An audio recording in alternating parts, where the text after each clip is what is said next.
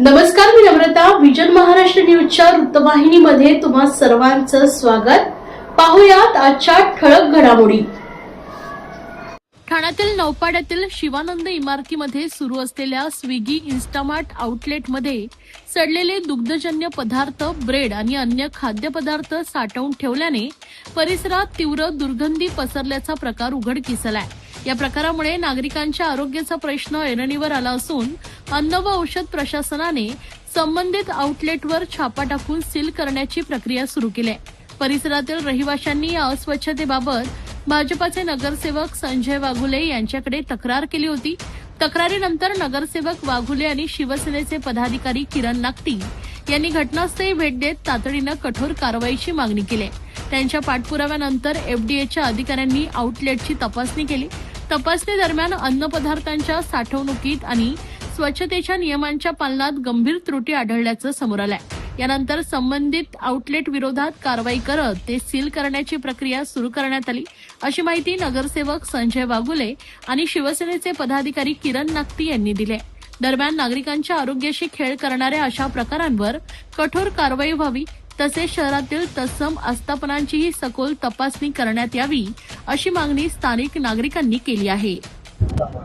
Swiggy Instamart नावाचं हे या ठिकाणी गोडाऊन आहे. Shivanand society, MG road, Naupada या ठिकाणी गेली वर्षभर हे स्टोअर या ठिकाणी चालू आहे. स्थानिक सोसायटीमधील नागरिकांच्या तक्रारी आल्या होत्या की या ठिकाणी सोसायटीच्या आवारामध्ये स्वच्छता ठेवली जात नाहीये आणि आपण बघितलंय की एक्सपायर झालेल्या दुधाच्या पिशव्या आहेत, बॉक्स आहेत आणि घाण वास सोसायटीमध्ये पसरलेला आहे. मलेरियाची साथ चालू आहे, डेंग्यूची साथ चालू आहे. या ठिकाणी 11 वाजता आल्यानंतर स्वच्छता निरीक्षक आले होते, त्यांना अरेरावी करण्यात आली की हे या प्रिमाइसमध्ये तुम्ही येऊ शकत नाही, इथे आम्ही स्वच्छता ठेवतो. त्यांना त्या ठिकाणी अरेरावी केल्यानंतर त्यांनी मला फोन केला. या ठिकाणी प्रत्यक्ष घटनास्थळी आल्यानंतर त्यांच्या स्टोअरमध्ये एक्सपायरी झालेल्या काही वस्तू भेटलेल्या आहेत. एफडीआयचे अधिकारी गायकवाड साहेब या ठिकाणी आलाय, त्यांनी पंचनामा केलेला आहे. ज्या काही कंडिशन या इन्स्टा डिमार्टला पाहिजेत त्या कंडिशनचं पालन या ठिकाणी केलेलं नाहीये. आणि त्यामुळे आता त्यांनी हे सर्व कंडिशनचं पालन केल्यानंतरच हे शॉप चालू करण्यात यावं असं त्यांनी सांगितलेलं आहे आणि आता शॉप सील करण्याची कारवाई चालू आहे. नक्कीच काय वाटतं, अशा ज्या घटना घडतात कुठे दखल घेणं गरजेचं आहे. एफडीएने तुम्ही असं तक्रार स्वतः तुकाराम मुंडे यांना केली काय वर्षांना? सकाळी या ठिकाणी अस्वच्छता दिसल्यानंतर एफडीआयचे अधिकारी आहेत, गायकवाड साहेब असतील, तुकाराम मुंडे साहेब असतील, त्यांना आपण मेल पाठवलेला आहे, त्यांना फोटो पाठवलेले आहेत. आमची एकच अपेक्षा आहे की आपण सर्वसामान्य नागरिकांना या डिमार्टमधनं अन्न सप्लाय करतो, मग दूध असेल, त्या ठिकाणी खाद्यवस्तू असतील, हे ज्या भागातनं ज्या गोडाऊनमधनं सप्लाय करतो तो भाग हा स्वच्छता असली पाहिजे. त्या ठिकाणी स्वच्छतेचं पालन करायला पाहिजे. आपण बघितलं त्या ठिकाणी जे कर्मचारी आहेत त्यांची वर्षातनं 6 महिन्यातनं मेडिकल व्हायला पाहिजे. तो भाग स्वच्छता पाहिजे. आतमध्ये काही स्वच्छता नाहीये आणि स्वच्छतेचं पालन ही संस्था करत नाहीये आणि त्याच्यामुळे त्यांना एफडीआयनी या ठिकाणी ज्या काही कंडिशनचं पालन केलेलं नाहीये त्यामुळे कारवाई केलेली आहे. त्यांनी आता सील करण्याचं काम चालू केलेलं आहे. एसेट बॅक्ड क्रेडिट लोन, व्यवसाय आणि आर्थिक गरजांसाठी मालमत्तेवर आधारित कर्ज. कर्ज मर्यादा 5 कोटींपर्यंत, 120 महिन्यांचा परतफेडीचा कालावधी, विश्वासार्ह वित्तीय भागीदार तुमच्या प्रगतीसाठी. TJSB asset backed credit loan. TJSB सहकारी बँक लिमिटेड. भरोसे का बैंक, भविष्य का बैंक.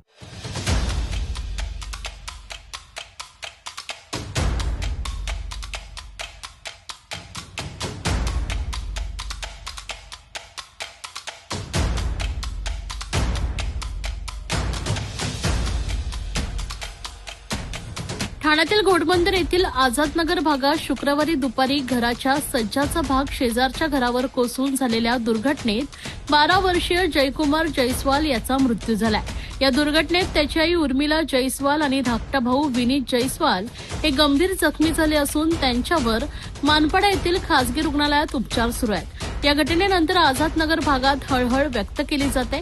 आझादनगर परिसरात दाट लोकवस्ती असून चर्चजवळील मद्रास चाळीत सुमारे 25 ते 30 वर्ष जुने एक मजली घर आहे.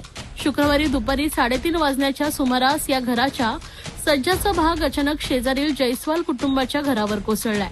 त्यावेळी उर्मिला जयस्वाल आणि त्यांची दोन्ही मुले घरात झोपलेली होती. सज्जा कोसळल्याने घराच्या छताचा काही भागही पडला आणि तिघेही ढिगाऱ्याखाली अडकले.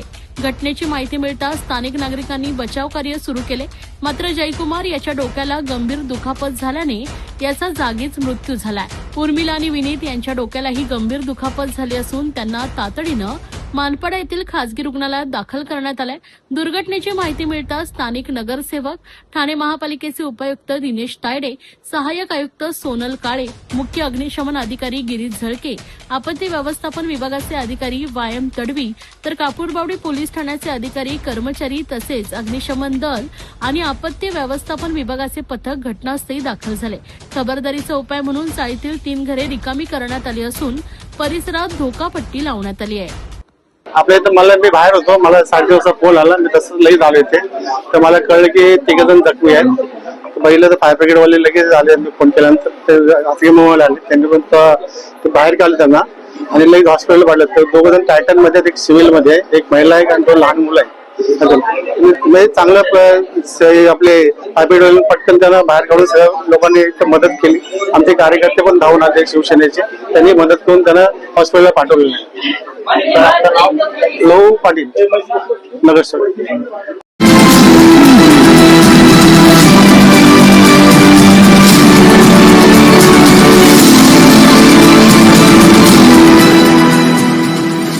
कच्छ समाजाचे नवीन वर्ष म्हणून साजऱ्या होणाऱ्या आषाढी बीज निमित्त कच्छ समाजातील विविध क्षेत्रात उल्लेखनीय कार्य करणाऱ्या गुणवंतांचा गौरव करण्याच्या उद्देशाने कार्यरत असलेल्या कच्छ अस्मिता मंचातर्फे यंदाचा कच्छ पागडी कोणाशिरे हा सन्मान सोहळा बुधवार दिनांक 15 जुलै 2026 रोजी सायंकाळी 7:30 वाजता ठाण्यातील राम गणेश गडकरी रंगायतन येथे आयोजित करण्यात आला. हेमराज शहा यांनी 1980 पासून महाराष्ट्रासह देशभरातील विविध क्षेत्रात उल्लेखनीय कार्य करणाऱ्या कच्छ समाजातील व्यक्तींना कच्छ शक्ती पुरस्कार देण्याची परंपरा सुरू केली आहे. त्या प्रेरणेने कच्छ अस्मिता मंचाचे अध्यक्ष यांनी सन 2006 मध्ये कच्छ अस्मिता मंचाची स्थापना करून कच्छ वागड समाजातील विविध क्षेत्रात यश संपादन करणाऱ्या व्यक्तींचा कच्छ पागडी देऊन गौरव करण्याचा उपक्रम सुरू केलाय.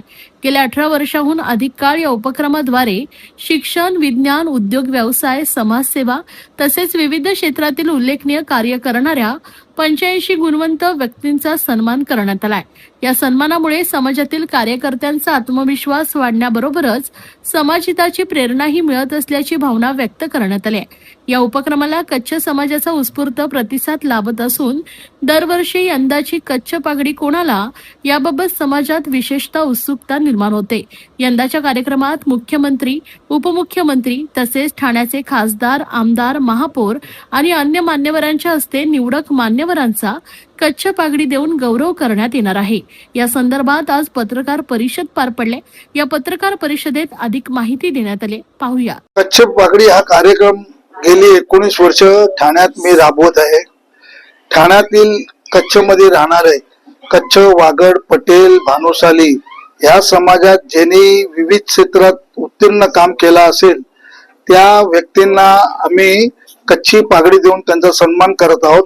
आतापर्यंत 19 वर्षात 85 लोकांना आम्ही पागडीचा सन्मान दिलेला आहे आणि यावर्षी आम्ही असेच आमच्याकडे 110 अर्ज आलेले होते, त्यापैकी आम्ही 6 निवडलेले आहेत आणि त्यांना माननीय आपले राज्याचे उपमुख्यमंत्री माननीय एकनाथजी शिंदे साहेब, प्रतापजी सरनाईक, रवींद्रजी पाठक, नरेशजी मस्के, महापौर आणि निरंजन डावकरे आणि संजय केळकर हे मान्यवर उपस्थित राहणार आहे आणि यांच्या हस्ते आम्ही या जे 6 जण निवडलेले आहेत त्यांना पागडी देऊन आम्ही सत्कार करणार आहोत. आणि हा कार्यक्रम जसा आपला दिवाळीला गुढीपाडवा आपण जसा साजरा करतो तसा आमचा कच्छचा 15 जुलै हा आषाढी बीज म्हणजे नवीन वर्ष आमचं सुरुवात होते आणि त्या नवीन वर्षाचं औचित्य साधून आम्ही ठाण्यात गडकरी रंगायत हा कार्यक्रम करत असतो. आणि यावेळी बुधवार दिनांक 15 जुलै रोजी संध्याकाळी 7:30 वाजता भर दिमागात हा कार्यक्रम सुरू होणार आहे. सर, हा कार्यक्रम ठेवण्यामागे तुमचा उद्देश काय? कच्छ पागडी हा कार्यक्रम करण्यामागे एकच उद्देश होता. 2000 साली मला कच्छ शक्ती पुरस्कार हेमराज शाह यांच्यातर्फे शैक्षणिक क्षेत्रात मला मिळालेलं होतं.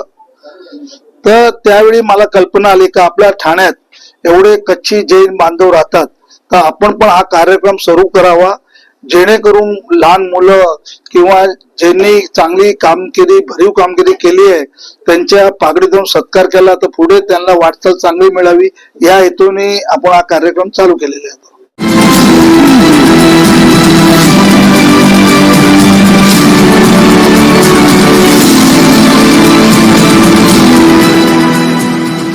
ठाण्यातील ब्रह्मांड आझादनगर येथील मद्रास चाळीत घराची भिंत कोसळून झालेल्या दुर्घटनेत एकाच कुटुंबातील 2 जण जखमी तर एक 12 वर्षीय मुलाचा मृत्यू झाल्याची घटना काल सायंकाळी घडली. दुर्घटनाग्रस्त ठिकाणांची पाहणी महापौर शर्मिला पिंपळकर यांनी केली असून आजूबाजूच्या नागरिकांना तत्काळ स्थलांतरित करणे व रुग्णालयात उपचार घेत जखमींचा खर्च करण्याच्या सूचना त्यांनी ठाणे महापालिका प्रशासनाला दिल्या. यावेळी उपमहापौर कृष्णा पाटील, सभागृह नेते हनुमंत जगदाळे, शिवसेना गटनेते पवन कदम, शिवसेना ठाणे जिल्हा महिला संघटक व स्थानिक नगरसेविका मीनाक्षी शिंदे, पद्मा भगत, लहू पाटील, विक्रांत वायचळ, प्रशांत जाधवर यांच्यासह उपायुक्त दिनेश तायडे, सहाय्यक आयुक्त सोनल काळे, मुख्य वैद्यकीय आरोग्य अधिकारी डॉक्टर प्रसाद पाटील, कार्यकारी अभियंता संजय कदम, आपत्ती व्यवस्थापन अधिकारी यासिन तडवी, अग्निशमन विभागाचे अधिकारी तसेच TDRFचे जवान आदी उपस्थित होते. या दुर्घटनेत उर्मिला जयस्वार व विनीत कुमार जयस्वार अशी जखमींची नावं असून मृत जयकुमार जयस्वार 12 वर्ष असं मृत झालेल्या मुलाचं नाव आहे. आझादनगर येथील मद्रास चाळ येथे झालेल्या दुर्घटनाग्रस्त परिसराची पाहणी करताना आजूबाजूच्या नागरिकांना तत्काळ इतरत्र स्थलांतर करण्याच्या सूचना महापौरांनी दिल्या. नागरिकांचं स्थलांतर करताना त्यांना सर्वतोपरी सर्व सहकार्य आपत्ती व्यवस्थापनाच्या पथकानं करावं असंही त्यांनी नमूद केलंय. तसेच टायटन रुग्णालयात उपचार घेत असलेल्या जखमींची भेट घेतली आहे, तर सिव्हिल रुग्णालयात जाऊन डॉक्टरांची भेट घेऊन मृत्यू झालेल्या 12 वर्षीय मुलाचा मृतदेह लवकरात लवकर नातेवाईकांच्या ताब्यात देण्याच्याही सूचना केल्या आहेत.